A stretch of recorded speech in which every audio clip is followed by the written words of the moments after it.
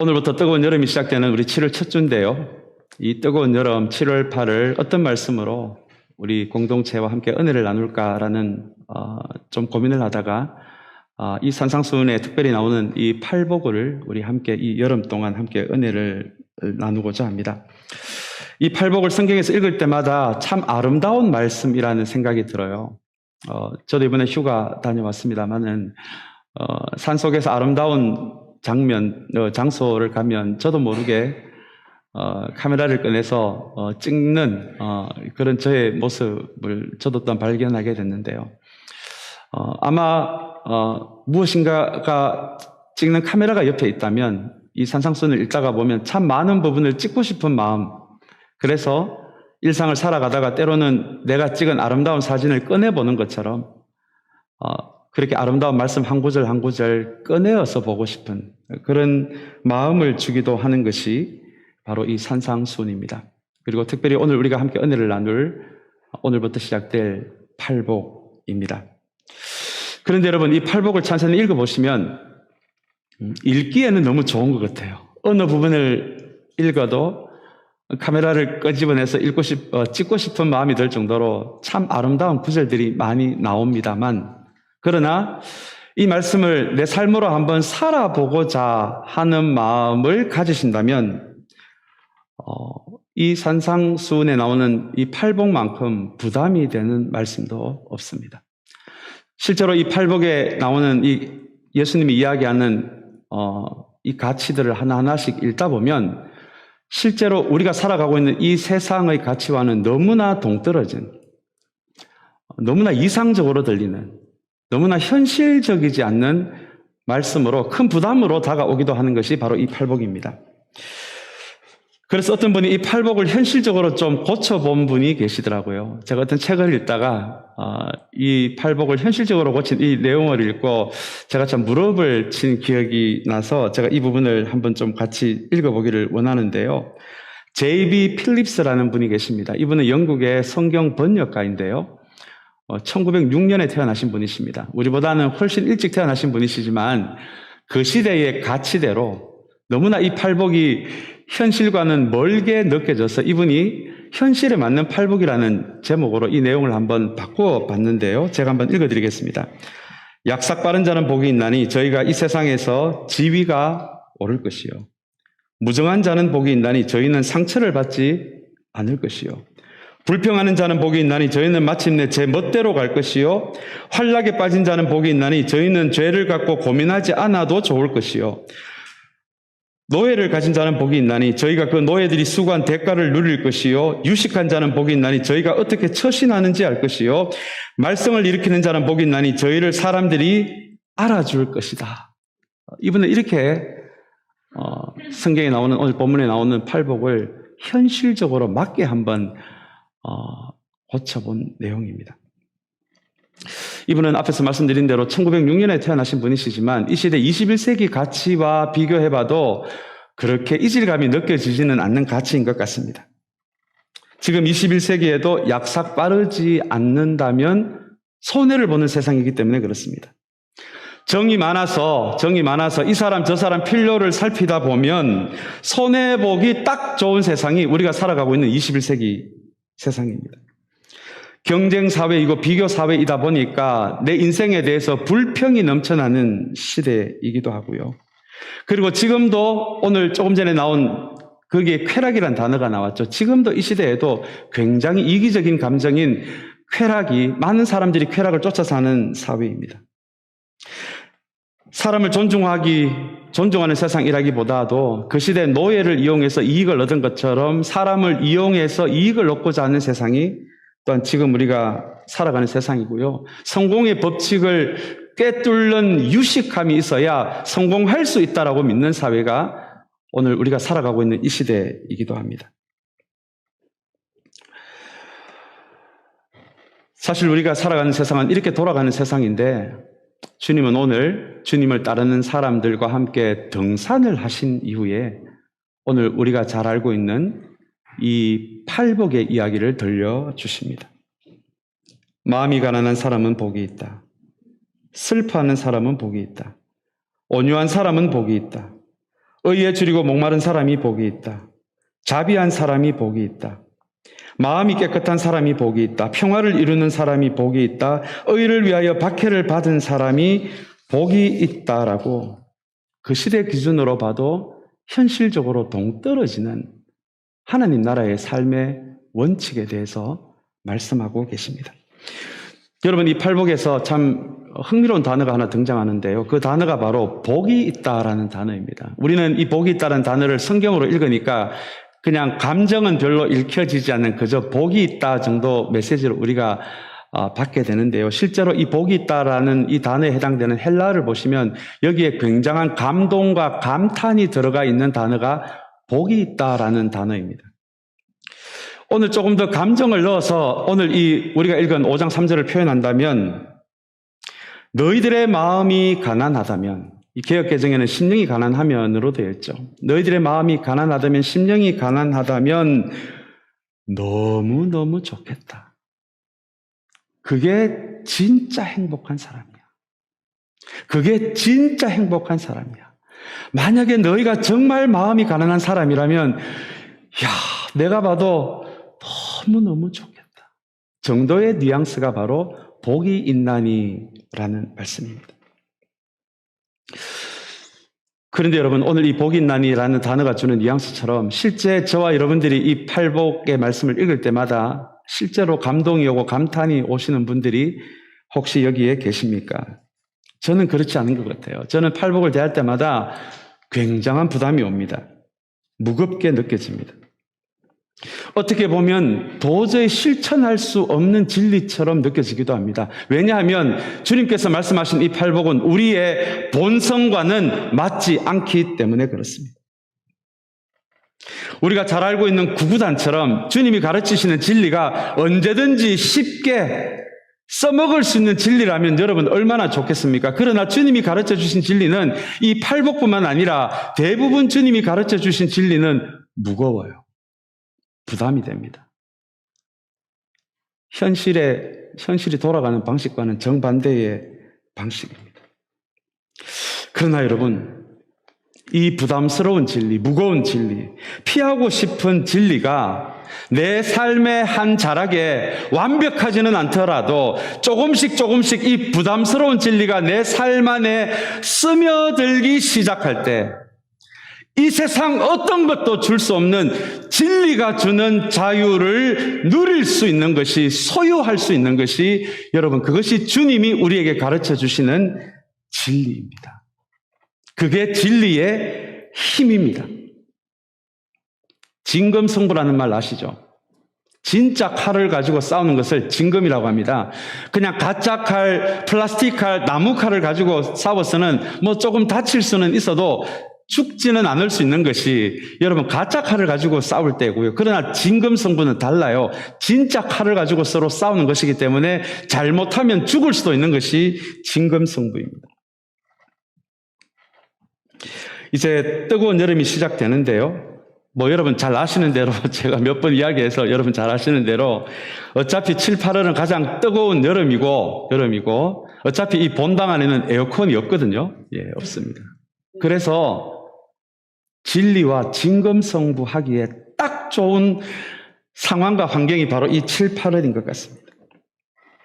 왜냐하면 다른 것은 몰라도 이 진리의 문제만큼은 진검승부를 하지 않으면 우리는 결국 세상의 가치에 빨려 들어갈 수밖에 없기 때문에 그렇습니다.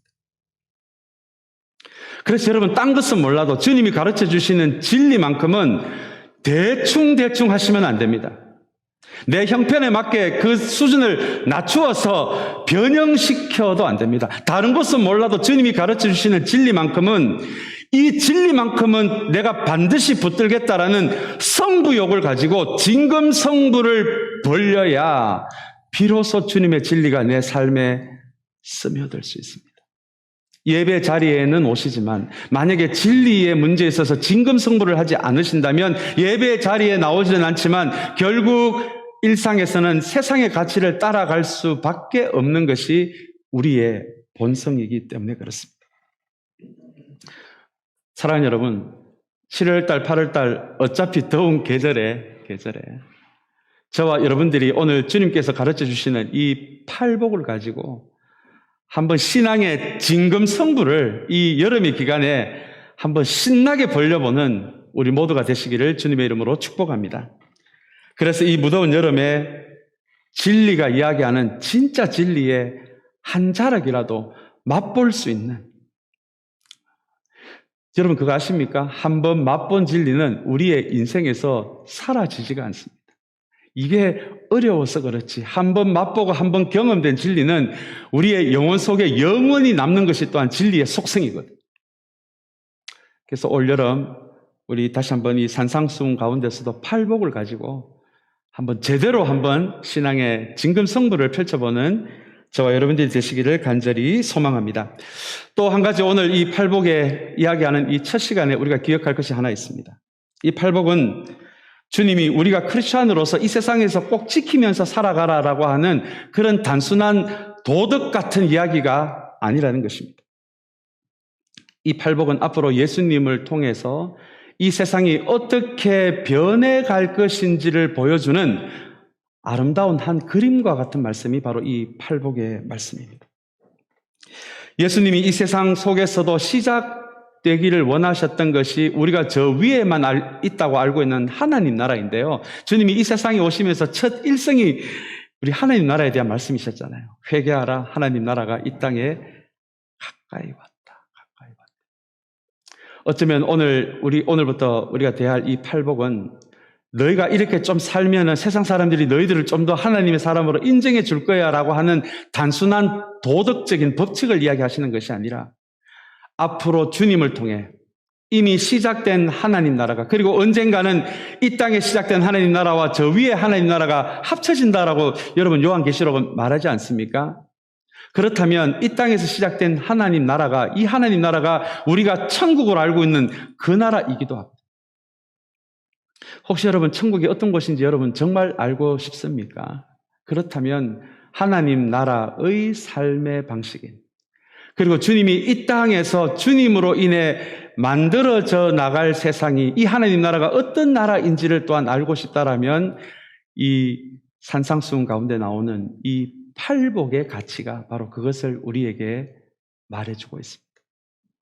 그래서 어떻게 본다면 이 팔복은 이 땅에서 이 세상 가운데서 하나님 나라를 같이 좀 만들어 나가고자 하는 그런 마음으로 우리에게 주시는 초청장 같은 말씀이기도 한 것이 여러분 이 팔복의 말씀입니다.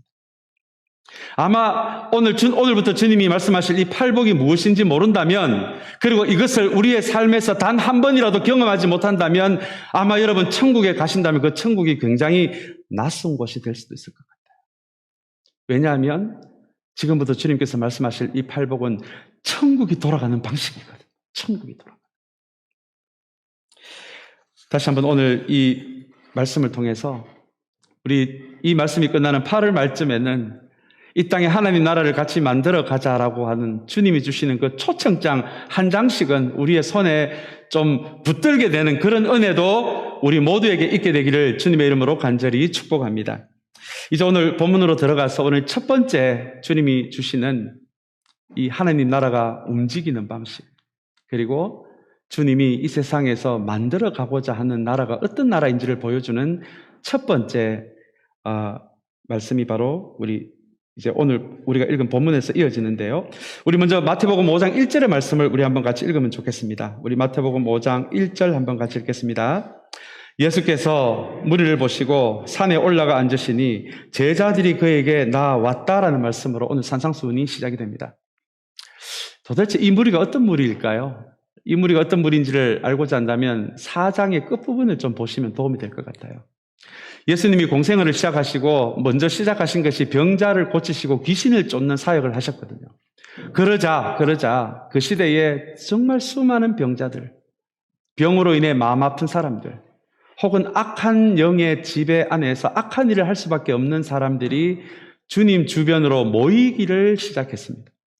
그런데 실제 주님의 은혜로 병이 낫고 귀신이 쫓아가는 일들이 벌어지자 많은 사람들이 주님께 모이기를 시작했습니다. 그 사람들이 바로 오늘 1절에 나오는 무리입니다.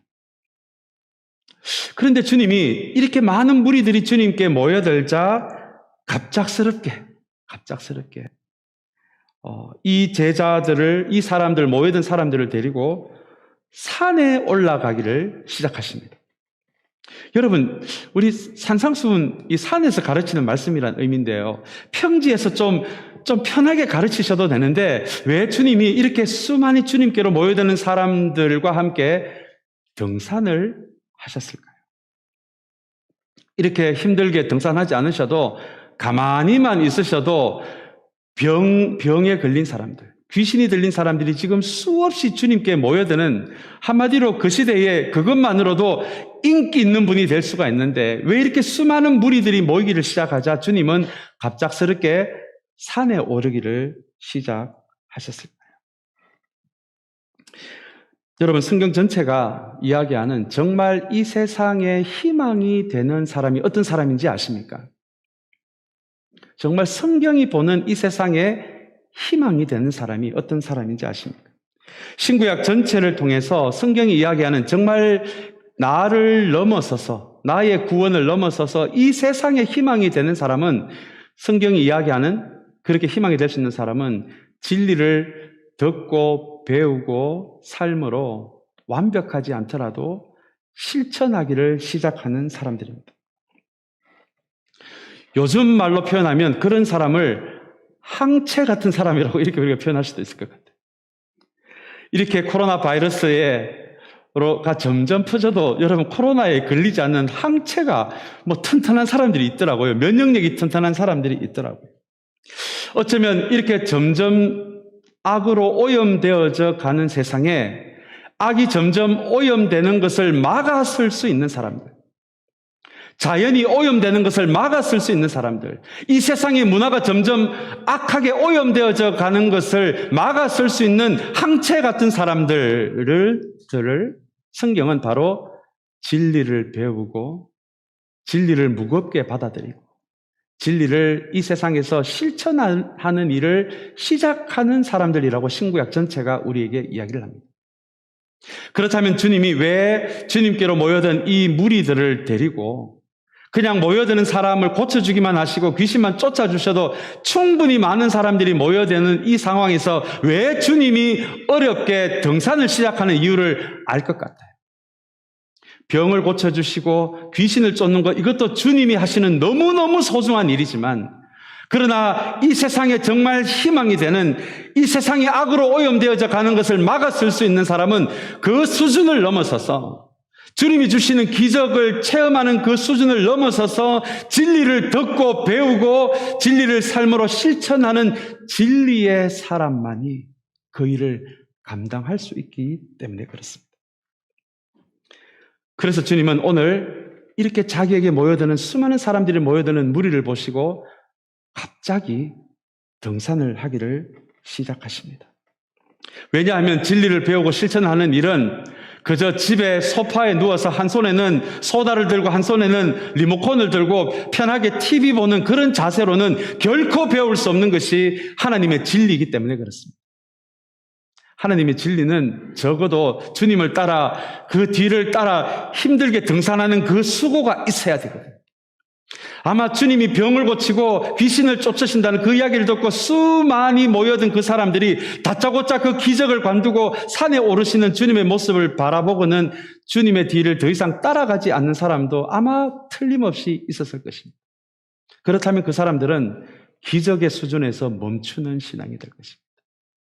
그래서 주님은 은혜를 경험하고 기적을 경험하는 것도 너무너무 소중한 우리의 신앙의 경험이지만, 거기에서 한 걸음 더 나아가 주님과 함께 등산해서 그 사람들을 다시 한번 진리의 사람으로까지 만들고자 하는 마음으로 등산을 시작하셔서 그 산 위에서 가르쳐 주신 말씀이 바로 여러분 산상수훈입니다. 오늘부터 시작되는 이 산상수훈을 특별히 팔복을 배우는 이 시간을 통해서 우리도 주님과 함께 이 예배 시간마다 함께 좀 등산을 하면 좋겠습니다.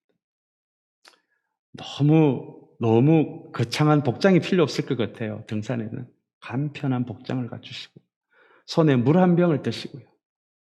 그리고 신발끈이 풀리면 안 되니까 신발끈을 꽉 매시고 이제 주님이 진리를 가르치는 자리, 기적의 자리는 내가 찾지만 혹여 주님을 따라 산에 올라가서 진리를 듣는, 정말 내 마음으로 듣는 그 성숙함까지 가지 않았던 모습이 혹여 우리에게 있다라면, 사랑하는 여러분, 오늘 이 8주의 기간 동안 신발끈을 꽉 매시고 주님의 뒤를 따라가서 주님이 산 위에서 펼쳐주시는 이 진리의 자락에 우리도 함께하는 은혜가 우리 모두에게 있게 되기를 주님의 이름으로 축복합니다. 이제 오늘 첫 번째 말씀이 5장 3절의 말씀인데, 우리 5장 3절 말씀 우리 한번 같이 읽겠습니다. 5장 3절 같이 읽겠습니다. 마음이 가난한 사람은 복이 있다. 하늘나라가 그들의 것이다. 라는 말씀입니다. 이게 오늘 주님께서 첫 번째 우리에게 펼쳐주시는 첫 번째 진리의 자락입니다. 우리 개역개정에는 심령이 가난한 자로 그렇게 번역이 되어 있습니다. 심령이 가난하다, 마음이 가난하다라는 것이 여러분, 이게 어떤 의미일까요? 도대체 마음이 가난한 것이 어떤 것이기에 주님은 오늘 그 산 위에까지 따라온 사람들에게 마음이 가난한 너희들은 너무너무 좋겠다. 하나님 나라는, 천국은 바로 너희들의 것이다. 라고까지 말씀하고 계실 거예요. 여러분, 이 가난하다라는 단어 안에는, 이 헬라 단어 안에는 파산하다라는 의미가 있습니다. 뱅크럽 되었다라는 의미가 있습니다. 그렇다면 마음이 가난하다는 것이 어떤 마음이냐 하면, 마음이 파산이 되어서 이제 붙잡을 것은 주님밖에 없다라는 마음입니다. 주님 외에 의지할 것이 많은 마음을 여러분 가난한 마음이라고 하지 않습니다. 오늘 주님이 우리에게 들려주는 이 부담스럽고 무거운 첫 번째 진리는 바로 마음이 파산이 되어서, 여러분, 저도 제 개인적인 경험으로는 제가 뱅크럽시까지는 제가 겪어본 경험이 없는데요. 우리 이전 교회도 뱅크럽 한번 겪어보신 분들 너무 마음 아파하시더라고요. 너무 슬퍼하시더라고요. 이제 어떻게 살아가느냐 걱정하시는 분들도 제가 여러 번 만나뵌 것 같습니다. 오늘 본문이 이야기하는 마음이 가난한 마음이 바로 그런 마음입니다. 이제 나에게는 주님밖에 없습니다. 다른 것은 몰라도 나에게 주님이 반드시 필요합니다. 주님이 내 인생에 반드시 있어야 합니다. 있어도 되고 없어도 되고, 안 계시면 내가 의지할 것, 다른 것, 이것도 있고 저것도 있으니 있어도 되고 없어도 되는 그런 분으로 알고 이 예배 자리에 오는 것이 아니라, 주님께서 나에게 주신 것이 이것도 있고 저것도 있지만, 그러나 내 인생 주님이 없으면 안 됩니다. 주님이 없으면 내 인생 큰일 납니다. 주님이 내 인생에 반드시 필요합니다. 여러분, 이 마음이 바로 가난한 마음입니다. 이 가난한 마음과 구분해야 할 마음이 있습니다. 그 마음은 빈약한 마음입니다. 빈약한 마음은 사람들에게 더 잘 보이기 위해서 더 괜찮은 사람으로 나를 계속 포장하고 가면서는 마음이, 여러분, 빈약한 마음입니다. 오늘 본문이 이야기하는 가난한 마음은 여러분 빈약한 마음이 아닙니다.